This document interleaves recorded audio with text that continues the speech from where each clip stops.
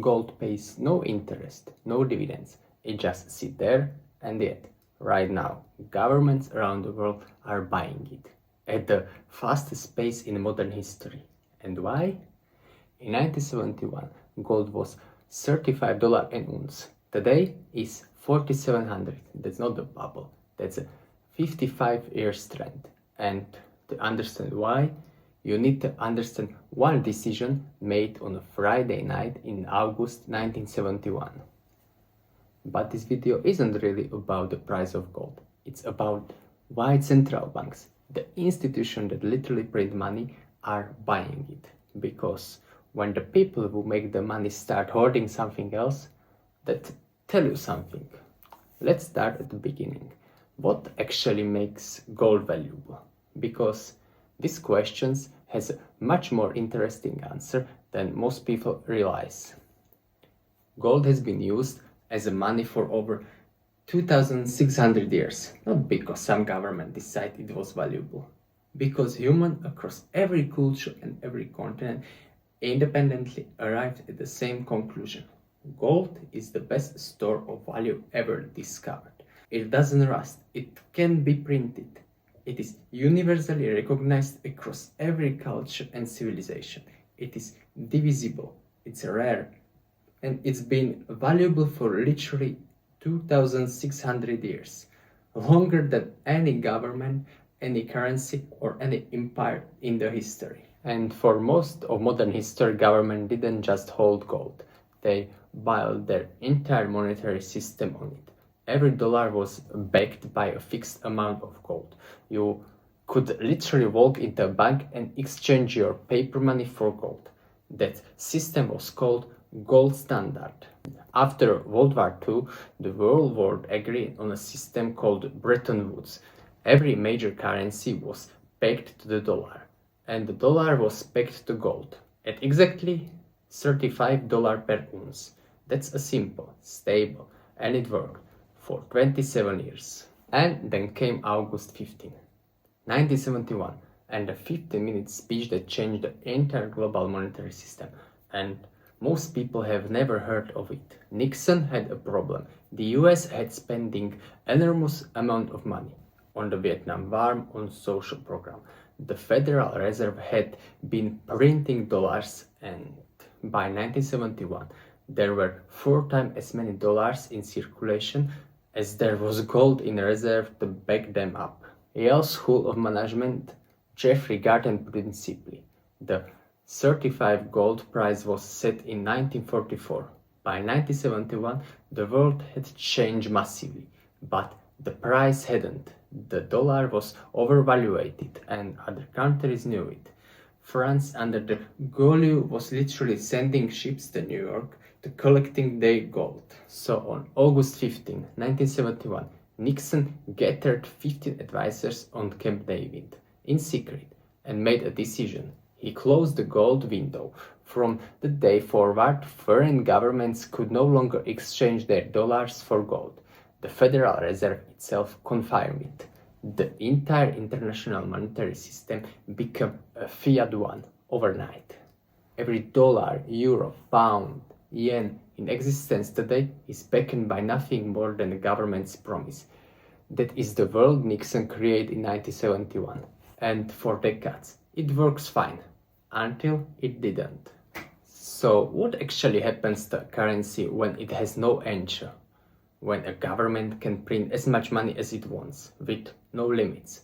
History gives us a very clear answer. This is the purchasing power of the US dollar since 1971. $100 in 1971 buys you roughly $14 worth of goods today. The dollar has lost 86% of its purchasing power since Nixon closed the gold window. That's not an accident. That's what happens when you can print money with no limits. And it is accelerated dramatically during COVID. The Fed nearly doubled its balance sheet in 2 years. The European Central Bank did the same. The global money supply grew 25% in 2 years. When you print that much money, inflation follows, and it did. Gold doesn't do that. You cannot print gold. You cannot create it by typing numbers into a computer. There are no emergency gold stimulus packages, and that is exactly why central banks are buying it.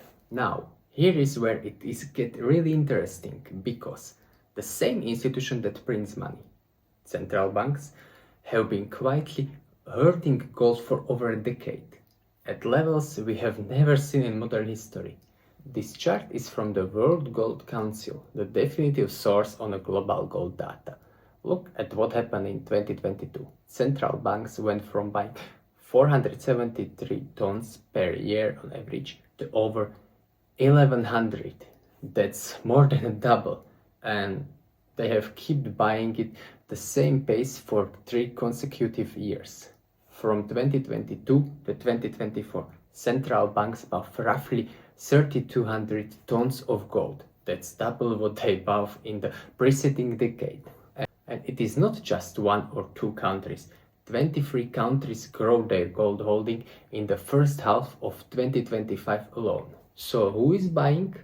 Poland is the largest buyer for the second year in a row, adding 102 tons in 2025. Kazakhstan hit its highest gold purchase in record since 1993. Brazil re-entered the gold market for the first time in 4 years. China, Turkey, India, all adding. This is not a few outliers. This is coordinated global strategic shift. And here is the number that stopped me cold. The World Gold Council survived 73 central banks. 95 expect global gold reserve to increase over next 12 months. That's the highest level of optimism in the survive's 8-year history. And zero central banks expect their gold reserve to decline. Let me sink in. The people whose entire job is to manage national money are unanimously moving toward gold. Not a few of them, not a majority, all of them. So why? What do they know that most people don't? The Europe Central Bank asked almost 60 central banks directly. 3 reasons came up consistently. First, gold is a long-term store of value and an inflation hedge. Second, it performs during time of crisis. And third, it is an effective portfolio diversifier. But there is a fourth reason the ACB mentioned, and it is the one nobody talks about publicly. The ACB's own research found this. Countries that face sanctions dramatically increase their gold holdings. In 5 of the 10 largest annual gold increase since 1999, the country involved face sanctions the same year. The message is clear. Gold is the one asset that cannot be frozen, cannot be sanctioned, cannot be taken away. And after the US froze Russia 300 million in foreign reserves in 2022, every country on earth noticed. Gold held in your own country cannot be seized remotely. It cannot be frozen with a keystroke. It cannot be sanctioned away. It is physical, it is real, and after 2022, that properly become priceless. Amundi, one of the Europe's largest asset management, put it directly. This gold rally is not just a market trend. It is beginning of a transition from a US-centric monetary system to a multipolar one. Central banks aren't buying gold because they think gold is going to 5,000. They are buying gold because they are repositioning for a different world. And if you want to see this strategy in action, watch Poland, because Poland's central bank has been the most aggressive gold buyer in the world for 2 consecutive years. And their governor has been usually honest about why. Poland has gone from roughly 125 tons of gold in 2018 to 550 tons today. Their central bank governor set an explicit target, 20% of reserves in gold, and hit it. Then raised the target to 30%. This is deliberate, this is strategic, and Poland's former finance minister publicly states that officially gold reserves in Europe need to be distributed proportionally to GDP. Language that sounds like preparation for a monetary system where gold matters again. World Gold Council confirmed it. Poland is the largest gold buyer in the world. 2 years running, their holding now represent 24% of total reserves. They are targeting 30%, and they have a multi-year publicly stated plan to get there.